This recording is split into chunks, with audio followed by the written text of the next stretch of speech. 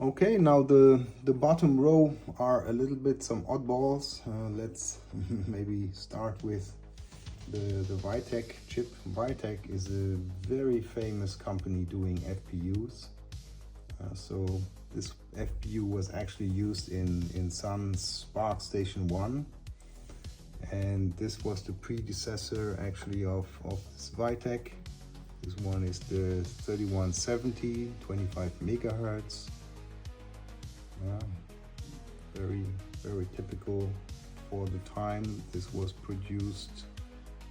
Actually doesn't say, 1990, and this one is from 1991, and that's the successor. It's called 3172A, also a 25 megahertz FPU used in Sun Spark stations, for example.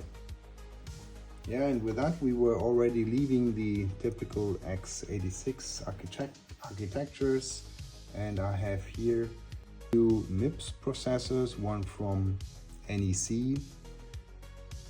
The NEC MIPS R4000, which was actually the first 64-bit MIPS CPU.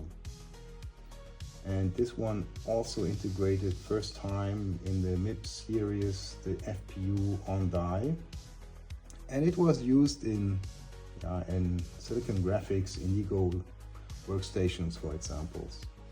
And actually these type of chips and MIPS was so important to SGI that they basically bought the company a few years later.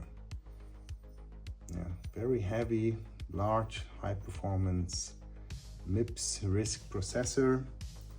And this is one of the successors of the R4000. This is the R4006. Also, it was used in Silicon Graphics, indie workstations, and yeah, a nice complementation of my MIPS and RISC processor collection. Okay, folks, thanks for watching, and I hope I could give you a nice overview of processors made in the 1990s to the end of the decade of the 1990s. Very interesting chips: Intel, AMD, Cyrix, and VIA, and Weitek and IDT.